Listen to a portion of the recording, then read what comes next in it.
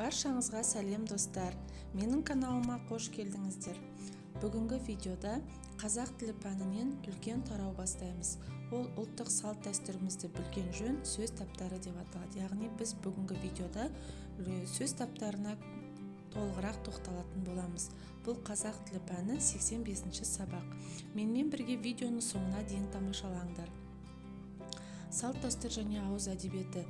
Біз сендермен ауыз әдебиеті деген әдебиеттік оқу пәнінен өткен болатынбыз балалар.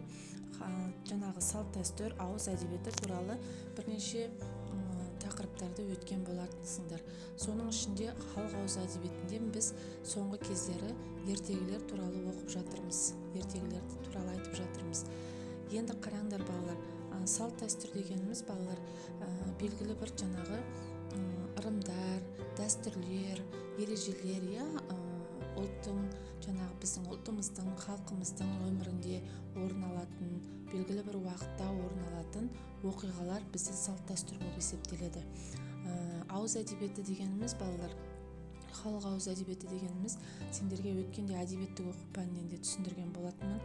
Бұл жаңағы жылдар бойы халықтың аузында қалып қойған жырлар, ертегілер, мақал-мәтелдер, нақыл сөздер, осының барлығының белгілі бір авторы жоқ, оның барлығының авторы халық болып есептеледі екен. Сол ауыздан ауызға тарап, кейіннен оны оқыған адамдар қағаз бетіне жазып алып, бізге осы уақытқа дейін жеткізген дүниелер екен. Бұл өте құнды дүниелер, өте білімді дүниелер екен. Енді қараңдар, ата қайда барасың дейді балақай. Зат есім деген ауылға. Салт дәстүрге не жататынын, ауыз әдебиеті үлгілерін білетін боласыңдар балалар осы үлкен тараудан. Заттың атын білдіретін сөздер туралы білімді еске түсіремін дейді. Яғни сендер сөз таптары дегенді сендер бірінші сыныпта қайталаған болатынсыңдар. Ол жерде жалпы кім не деген сұраққа жауап береді, не істейді деген сұраққа жауап береді деген жай ғана сұрақтарымен оңай түрде өткен болатынсыңдар. Енді осы екінші сыныпта біз оны балалар кішкене тереңірек өтетін боламыз. Себебі бұл жерде енді сендер есейдіңдер. Бұл жерде біз заттың атын білдіретін сөздермен танысамыз. Мысалы, зат есім дегеніміз не екен? Зат есім дегеніміз ол ең басты сөз табы екен. Сөйлемдегі мысалы зат есім дегеніміз басты сөз табының бірі екен. Зат есімнің жалқы және жалпы, дара және күрделі, жеке және көпше түрлерін білетін боласыңдар балалар. Мына зат есім бірнеше топқа бөлінеді, соны білеміз. Жалқы есімнің жазылу емлесі, жалқы есім дегеніміз қалай жазылады, көптік жалғаулардың дұрыс қолданылуы, мысалы көп адамдар сөздерге жалғауларды дұрыс қолдана алмайды. Дара және күрделі зат есімді анықтауды үйренеміз. Міне көрдіңдер ме балалар, қаншама үлкен көп деген дүниені үйренетін боламыз екен. Сонымен бірінші жаттығуға көңіл аударайық. Мәтінді дұрыс түсініп оқы дейді.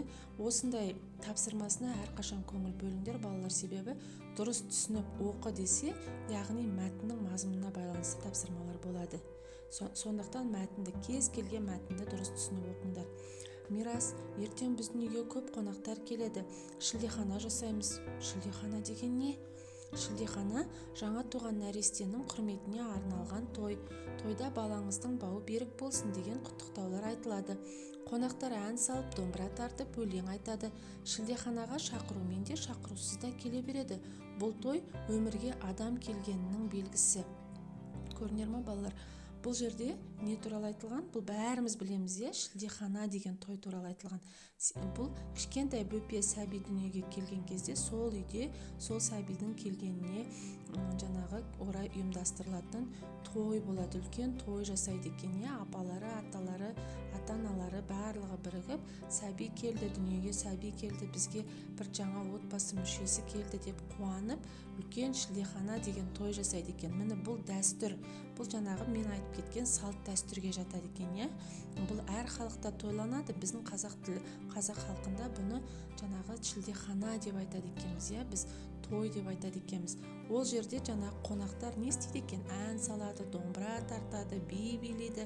Кішкентай бөпеге арнап үлкен кісілер бата береді. Жасы ұзақ болсын, дені сау болсын, ешқашан ауырмасын деп жаңағы жақсы тілектер айтылады. Бөпенің болашағына деген жақсы Құдайдан тілек тілейді екен. Ата-анасы өстіп қуанышын елге, бүкіл елмен бөлісетін тойды шілдехана деген той деп айтады екен. Мәтіннің мазмұны бойынша сұрақтар қой дейді. Бірінші тақырып, бірінші тапсырмасы. Енді сұрақтар қоямыз. Мирастың үйіне кімдер келмекші? Кімдер келеді мирастың үйіне? Үйде бір үлкен той болғанда, жиын болғанда кім келеді? Қонақтар келеді, дұрыс айтасыңдар. Қонақтар қандай тойға келмекші? Шілдехана тойына келмекші, дұрыс. Шілдехана деген қандай той? Бұл сәби өмірге келген кезде соған арналып жасалатын той. Оны қалай тойлайды? Домбыра тартады, ән айтады, би билейді, күй тартады, жаңағы жақсы бата тілектер айтады. Шілдеханада қандай тілектер айтылады? Жаңа баталар, үлкен аталар, апалар бата береді, жаңағы одан кейінгі қонақтар жаңағы жақсы тілектер тілейді, жаңағы дені сау болсын деген сияқты. Көбінесе сондай жақсы, болашағы жарқын болсын, жаңағы жолы ашық болсын деген сияқты тілектер айтылады екен. Жақсы, келесі мәтінге ат ойлап тап. Яғни бұл мәтінге шілдехана деп ат қойса болады, сәбидің өмірге жаңағы келуі деп ат қойса болады. Жалпы негізі бұл мәтін өзінің жаңағы атында айтып тұрғандай шілдехана тойы деп қойса болады екен. Бұл мәтін әңгіме ме, өлең бе дейді. Әрине бұл мәтін, әңгіме. Бұл мәтін әңгіме, яғни мәтін дегеннің өзі атында айтылып тұр. Бұл әңгіме, әңгімелеп айтып тұр. Бұл өлең емес қой. Мәтіндегі қарамен берілген сөйлемдерді көшіріп жаз дейді. Енді сендер көшіріп жазуды білесіңдер. Көшіріп жазу кезінде ең басты ереже ол жаңағы тыныс белгілеріне назар аудару, қате жазбау. Балалар? Міне, мен белгілеп қойдым, осы сөздерді дәптерлеріңе әдемілеп көшіріп жазыңдар. Көшіріп жазған кезде азат жолдан әдемілеп жазады екенбіз, Жақсы, келесі екінші тапсырмаға қарайық. Сөздерді оқы дейді. Мына сөздерді бірінші оқып шығамыз. Ата, салт дәстүр, қырық, үйренді, жеті, қызық, шілдехана, бесік, салды, үлкен, немере, жасайды, шақырды, қонақ, әже, кішкентай. Бұл жай ғана әртүрлі сұрақтарға жауап беретін сөздер. Біреуі кім деген сұраққа жауап береді, біреуі не істеді деген сұраққа жауап береді, біреуі қандай деген сұраққа жауап береді, біреуі қанша деген сұраққа жауап береді. Мысал, ата деген кім деген сұраққа жауап береді, салт дәстүр деген не деген сұраққа жауап береді, қырық деген қанша деген сұраққа жауап береді, үйренді деген не істеді деген сұраққа жауап береді, балалар.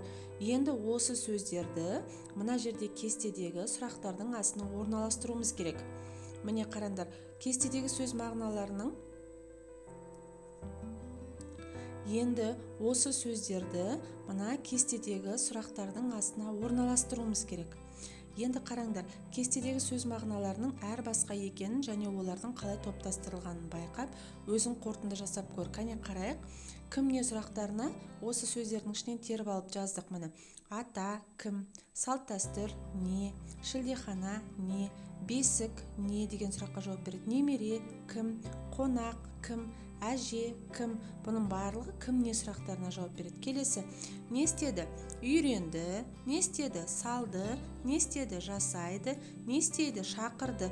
Яғни бұл не істеді деген сұраққа жауап береді. Қимылды білдіреді, Енді қандай деген сұраққа? Қандай қызық, қандай үлкен, қандай кішкентай. Келесі, енді қанша деген сұраққа? Қанша 40, қанша 7. Міне көрдіңдер ме балалар? Бұлардың барлығы сөз таптары. Яғни осы сөздер бір-бірлерімен байланыса келе бір сөйлемді құрастырады. Одан бірнеше сөйлемнен құрастырыла келе бұл кәдімгі шағын әңгіме немесе мәтін құрастыруға болады екен, балалар. Енді бұлардың барлығы сөз таптары деп аталады. Біреуі заттың атын білдіреді, біреуі қимылын білдіреді, біреуі түр-түсін білдіреді, біреуі санын білдіреді екен. Бұл сөз таптары деп аталады. Келесі ереже жаттайық дейді балалар. Міне бұл жерде сөздер мағынасына қарай бірнеше сөз таптарына бөлінеді. Зат есім, жаңағы заттың атын білдіреді. Етістік ол қимылын білдіреді, заттың не істеді, қайтты деген сұрақтарға жауап береді. Сын есім сынын білдіреді. Сыны қандай, бұл зат қандай, яғни қандай деген сұраққа жауап береді. Сан есім деген санын білдіреді. Нешеу, қаншау, жаңағы неше, яғни бұл жаңағы санын жауап береді екен. Бұлар сөз таптары деп аталады екен. Осыны жаттап алыңдар. Келесі, жас баланы қалай атайтынын тауып жаз. Бүгінгі тақырып кішкентай бөпе сәби тақырыбына болғандықтан балалар, біз сәбиді бірнеше түрлі атпен атайды, мысалы соған байланысты сәбиге байланысты сөздер берілген екен. Мысалы қараңдар, бірінші сөзде ол жаңағы сәби, б әрпін қоссақ сәби болады. Келесі жас баланы тағы қалай айтады? Аталар немере деп айтады, бөпе деп айтуға болады, бөбек деп айтуға болады, немесе балапан деп айтуға болады. Кішкентай бөпені осылай бірнеше үлгіде айтуға болады екен. Жақсы, келесі 4-ші жаттығу. Кім сұрағына жауап беретін сөздерді бір бөлек, не сұрағына жауап беретін сөздерді бір бөлек топтап жаз. Енді бұл бағанағы кесте сияқты, бірақ та бұл жерде тек қана заттың атын білдіретін, кім не сұрағына жауап беретін сөздер, яғни зат есім сөздер берілген мына жерде. Бұның арасында етістік сөздер де бар, бірақ біз етістікті алмаймыз, тек қана зат есім сөздерді кім сұрағына, не сұрағына бөліп жазамыз. Кім сұрағына тек қана жанды зат есімдерге жатады, яғни жаңағы адамға қатысты сұрақтарды жаңағы кім сұрағының астына жазамыз, ал барлық жансыз жануарлар, жансыз дүниелер ол не сұрағының астына жазылады екен. Кеттік ендеше. Міне қараңдар, кім сұрағына нағашы, ата, дәрігер. Бұлар кім нағашы, кім ата, кім дәрігер дейміз. Ал не сұрағына не ойыншық, не түлкі, не қарға, не ұста, не күріш. Бұның барлығы не сұрағына жатады екен. Бұл жаттығу осындай орындалады. Келесі, атам әңгімешіл, әрі көп білетін кісі. Кеше інім екеумізге қазақ халқында 7 қазына деген ұғым бар. Ол адамдардың күнделікті ұстап жүрген нәрселері. Сендер соны білемісіңдер дегенде тосылып қалдық. Сен қалай жауап берер едің? Балалар, білесіңдер, бұл 7 қазына деген қазақ халқында өте көнеден келе жатқан жаңағы өзінің күнделікті ұстап жүрген дүниелері. Яғни ол 7 қазына деген қайдан шыққан? Бұл ер жігітке арналып айтылған дүние, және бұл ер жігіттің жаңағы өміріне қажетті, жаңағы өміріне көмек беретін асыл заттары. Бұны 7 қазына деп атап кеткен екен. Сендер қазір мен сендерге 7 қазынаны әр жерде әртүрлі қылып айтады, әр әдебиеттерде әртүрлі қылып айтады. Бірақ соның ішінде бір ортақ 7 қазына бар, ортақ жалпы алғанда ортақ барлығына қатысы бар, ортақ алынып келген 7 қазына бар. Мен сол үлгіні сендерге қазір ұсынамын. Ол не екен деп ойласаңдар, қараңдар. Қазақтың 7 қазынасы, бұл мен сендерге айттым, жаңа ер адамға байланысты айтылады деп. Ол жүйрік ат, ер адамның ең басты нәрсесі ол жүйрік ат екен, балалар. Бұрынғы заманда жаңағы, қазіргі заманда машина деп айтады, мысалы, ал бұрынғы ерте заманда ер адамның өзінің бір сүйікті жүйрік аты болу керек. Қыран бүркітпен не істейді? Ол аң аулайды, отбасын асырайды. Құмай тазы да жаңағы отбасын асырауға көмектесетін ер жігіттің бір көмекшісінің бірі. Берен мылтық, көрінер ма? Мылтық бұрынғы заманда әр ер адам жаңағы мылтық атуды білу керек болған, мысалы өзінің жақсы мылтығы болған. Сұлу әйел, яғни оның отбасын, ошағын, жаңағы үйінің жылулығын сақтап отыратын сұлу әйел болу керек. Ақыл, білім, ер жігіттің ақылы, білімі жақсы болу керек. Және қандауыз қақпан. Көбінесе қарап тұрсаңдар, балалар, көп зат бұның ішінде жаңағы ер жігіттің отбасын асырауына, отбасылық құндылығын жақсы арттыруға, жаңағы отбасын, бала шағасын азық табуға арналған заттарды жаңағы 7 қазынаға кіргізген екен. Міне, балалар, бүгінгі видео осымен аяқталды. Сендерге бүгінгі сабақ ұнады деген ойдамын. Егер сендерге ұнаса, лайк басып, комментарий жазып, менің каналыма тіркеліп алуды ұмытпаңдар. Және достарыңа бұл канал туралы айта жүруді ұмытпаңдар. Менімен бірге болғандарыңа көп рахмет. Видео сіздерге ұнады деген ойдамын. Келесі видеоларда кездескенше сау болыңдар.